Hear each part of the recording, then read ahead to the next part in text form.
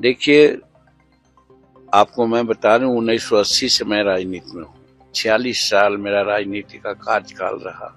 8 बार बिहार विधानसभा का अध्यक्ष सदस्य रहा हूँ, 8 टर्म, और 9वां टर्म में पार्लियामेंट में आया हूँ। वहाँ का deputy minister, state minister, minister and मुख्यमंत्री तक वहाँ रहने का काम किया है।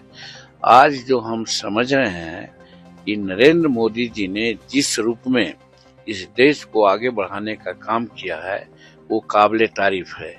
आज सोच सकते हैं कि पहले एमएसएमई को क्यों नहीं आगे बढ़ाने की बात करते थे, आज ये बढ़ाने की बात कर रहे हैं। तो आपको आज संसार का हमारा जो देश है, भारत देश है, जापान को पछाड़ करके आज चौथा आर्थिक व्यवस्था बन गया है और तीसरा आर्थिक व्यवस्था 2027 से 30 के बीच में निश्चित बनने जा रहे हैं। और प्रधानमंत्री की कल्पना है कि 2047 तक भारत को हम संसार का अग्रगणी आर्थिक दृष्टिकोण से देश बना देंगे।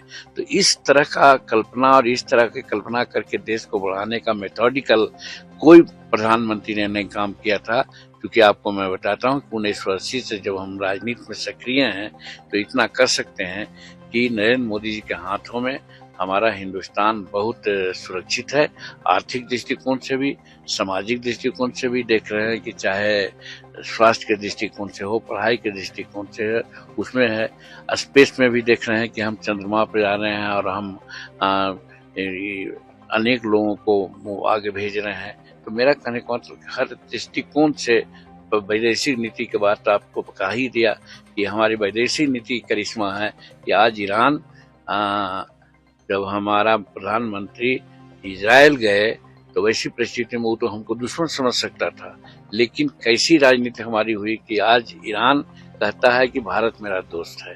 तो ये वैदेशिक नीति के रूप में भी इनकी नीति बहुत अव्वल रही है, जिससे हम लोगों को ये न होगा। और इसी के चलते चाहे चुनाव बंगाल का हो, चाहे आसाम का हो, चाहे केरल का हो, बिहार में जिस प्रकार से लोग कहते थे कि सरकार नहीं बनेगी होगा, और हम लोग भी कहते थे कि 180 सीट तक लाएंगे, 185 सीट लाएंगे, लेकिन ले आए 202 सीट।